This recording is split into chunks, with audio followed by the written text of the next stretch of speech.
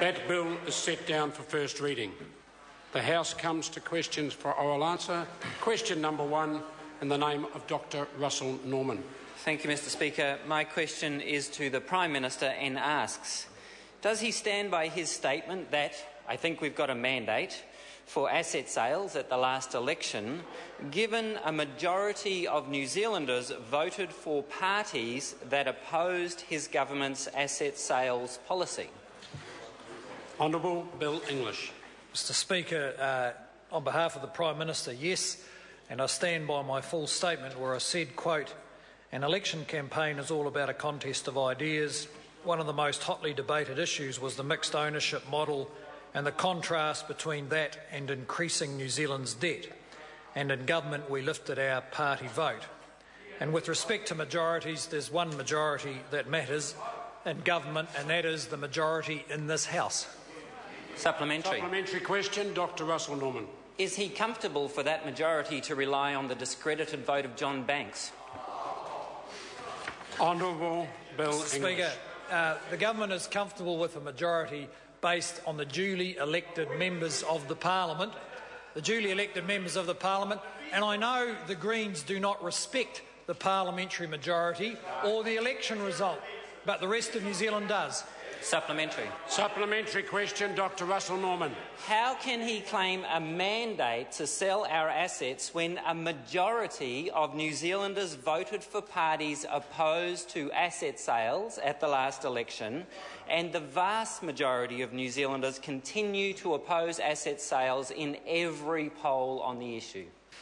Honourable Bill English. Mr. Speaker, there is, as I said, as has been said in this House many times before, the national government laid out in detail at the start of 2011 its program for partial sell-down of government companies. That was debated, including by that member, vigorously right through election year. In fact, the dominant issue of the election campaign was asset sales. Every New Zealander had the opportunity to decide what weight to give that issue in their vote. The result of the vote was a majority in this House for a government that had pledged to carry out that plan, and now we are doing what we said we would do. Supplementary. Supplementary question, Louise Upson. Thank you, Mr. Speaker. Supplementary question to the Prime Minister. How many New Zealanders have pre-registered to apply for shares in the first partial share float in the government's share program, and over what period has that been achieved? Honourable Bill English. Mr. Speaker, as of earlier this afternoon, the number of New Zealanders who had pre-registered to apply for shares in Mighty River Power had reached more than 290,000 signatures, which is in one week a bit short of the number achieved in a year with paid parliamentary staff bailing up school children for the petition that is now put before the House. Supplementary question, Dr. Russel Norman. Does the Prime Minister deny that 51% of the votes cast at the last election were cast in favour of parties opposed to asset sales? Honourable Bill English. Mr. Speaker, no, the Prime Minister asserts, and on behalf of the Prime Minister, that the result of the election was that a party that laid out its plans in detail, allowed 10 or 11 months of intensive debate, including a whole election campaign based around asset sales, was duly elected as the Government of New Zealand. And in a contest of mandates, his dodgy petition or the voice of the people, we go for the voice of the people. Supplementary. Supplementary question, Dr. Russel Norman. Given his acknowledgement that asset sales requires a mandate from the public, will his government pledge not to sell any assets until that mandate can be unequivocally and directly tested in the coming referendum? Honourable Bill English. Mr. Speaker, no, the government will stick to its plans. And that member just needs to accept that with a whole year to debate this issue with New Zealanders, and allow them to make up their own minds and express it through the ballot box, he happened to lose the argument, because people took this issue not on its own but in the whole of economic management, of their aspiration for New Zealanders and their fear of debt in a global financial crisis. He simply lost the argument, and so the government is going to continue with its plans. Supplementary question, Louise Upston. Thank you, Mr Speaker. If the government did not reorganise taxpayers' assets through the share offer program, what alternative approaches would it have to pay for new assets? Order. Honourable Bill English. Well, Mr Speaker, the member is quite right that it's reorganising the assets. We will sell shares, and in return for those shares obtain cash, actually somewhere between 5 and 7 billion of cash. If we didn't do that, we would have to borrow the money from volatile global financial markets, pushing up New Zealand's debt. Or, of course, we could pay for new assets by printing money, which I think is what our opposition parties are advocating. Supplementary question, Dr Russel Norman. Is it not the case that Treasury, in their budget policy statement, stated that the cost of the asset sale program was $441 million over 5 years, the net cost to the taxpayer, and on top of that there's another $100 million cost in running the asset sale program, so the total cost to the taxpayer of his petty little policy is over $500 million.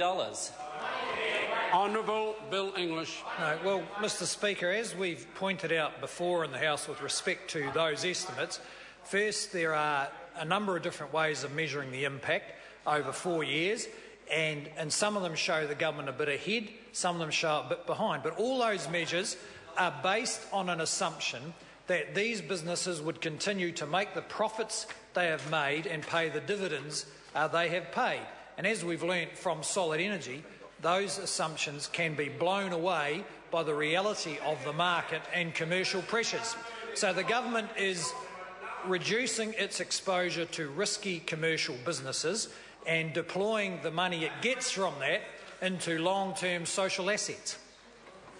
Supplementary question, Dr Russel Norman. Thank you, Mr Speaker. Does the Prime Minister have so little respect for the people of New Zealand that he will casually dismiss the 393,000 Kiwis who have signed the Keep Our Assets petition, dismiss them as children, tourists and dodgy, and continue with this disrespectful attitude once the petition has been certified as legitimate by the Clerk of the House?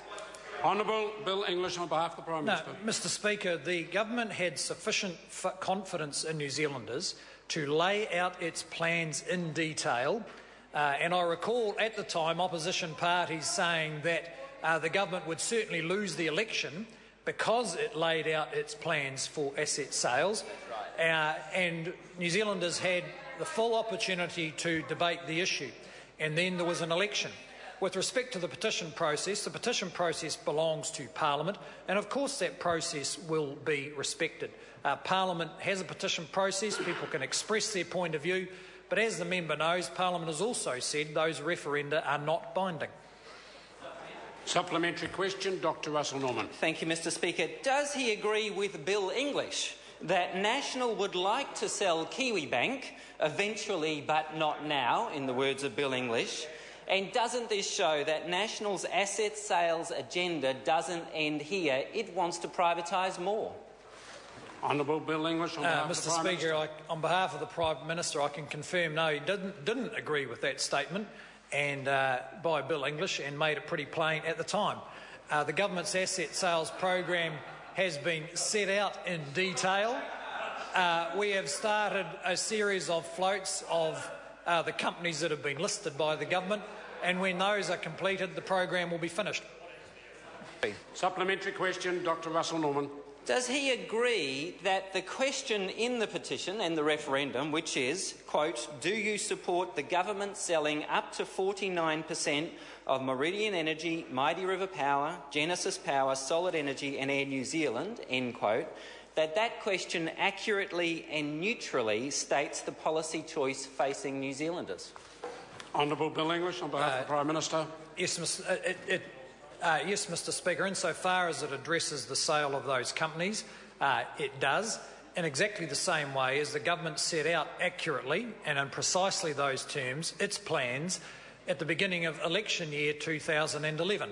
And New Zealanders had the opportunity to consider it not just as a single-issue vehicle for opposition parties, but to consider it as part of the overall management of the economy through some pretty difficult times. And on balance, they voted sufficiently for a group of parties that was able to come together to form a majority government.